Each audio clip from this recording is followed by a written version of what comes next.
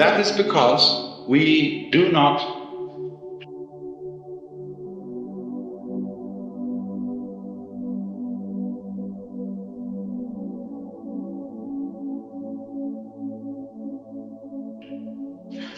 allow ourselves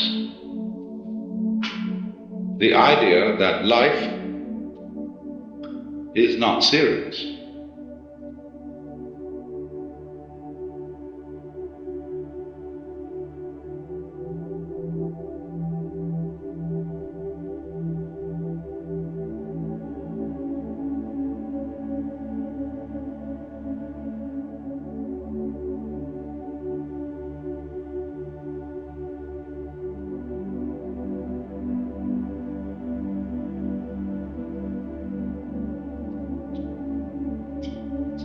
Because somehow you feel if you aren't engaged in something serious, you're a loafer.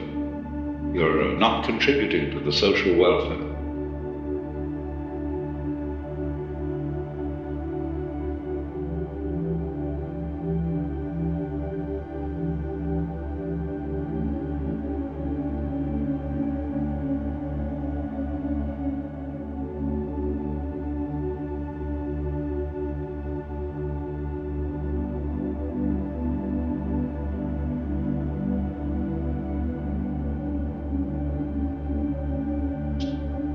So in this way, the artist has a peculiar role in this society. Very, very interesting. Because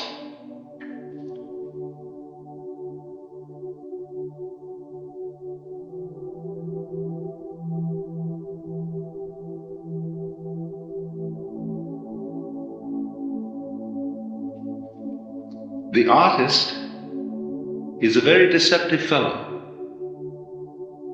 He appears to be the supreme luxury, the irrelevant fellow. You can afford an artist, you can afford to buy paintings if you have surplus money. That's a luxury. So you can support an artist, and we call it fine arts. The completely useless person who makes paintings, which are sort of big labels or posters that you stick on your utilitarian walls to decorate them.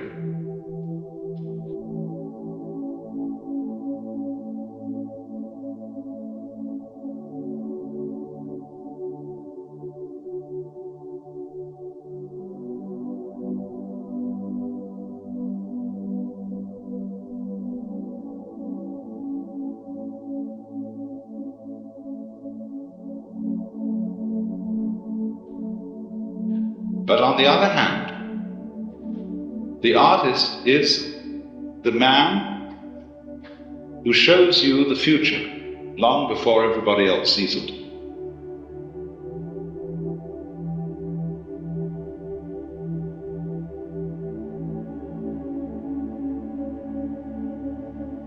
The artist is the eye-opener.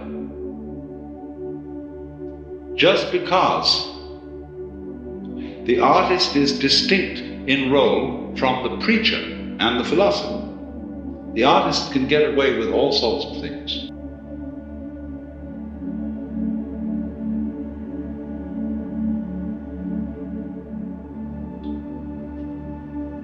For example,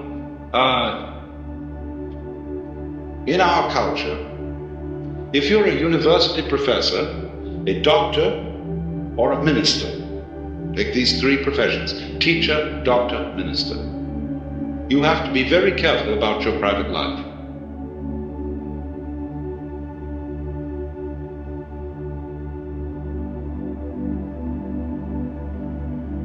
Because the moment you have any alliances that are not quite regular, those tongues begin to wag.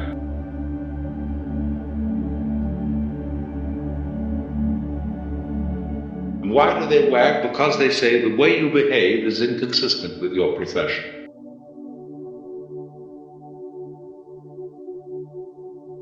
With what you profess. You are teaching people the good life, the healthy life.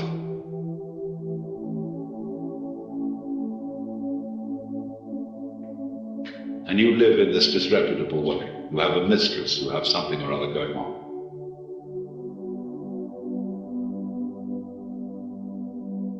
But the moment an artist should take a mistress, this is what is expected.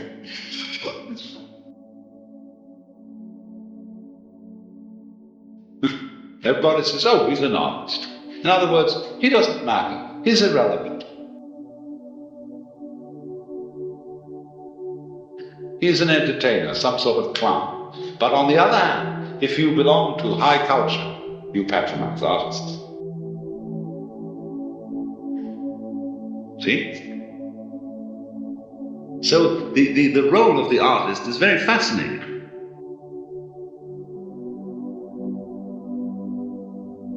Because he appears to be the clown, the jester, the absolutely unimportant and irrelevant person.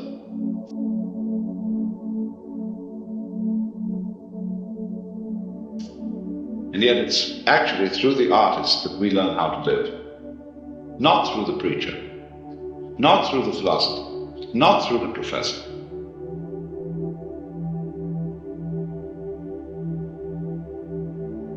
It is the artist teaches us, whether he does it visually, painting, or sculpture, tactually, or whether, above all, in music.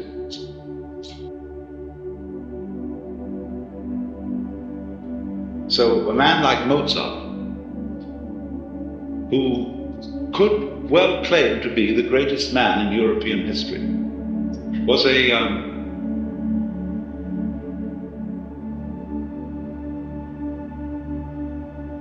kind of a gay, happy-go-lucky fellow.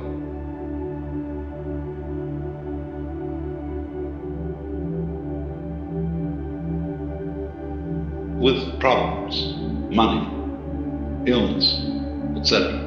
But what a songbird, what a nightingale.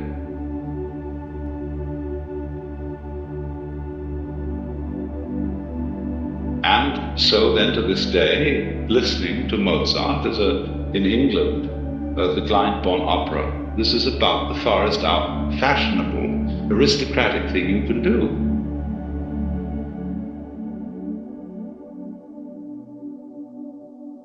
To go to this lovely country house in Sussex and hear the Mozart operas.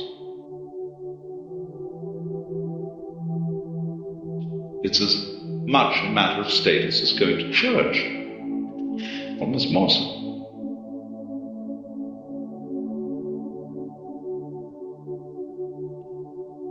You should read if you can get hold of it.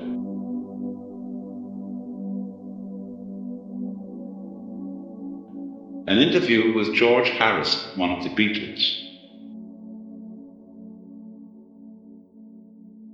in a recent issue of the East Village Other.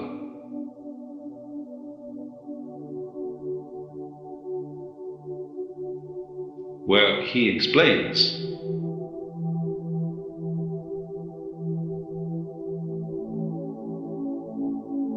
the deep philosophy of music, that they understand and follow.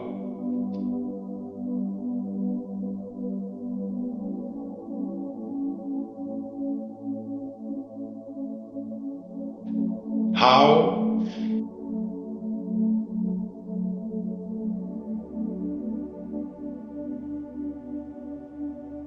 the very nature of sound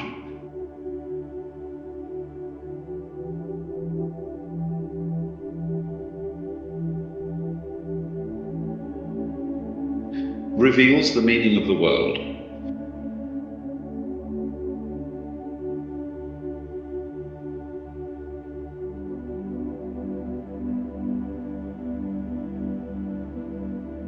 And why? Because of this, he regards himself as a Hindu.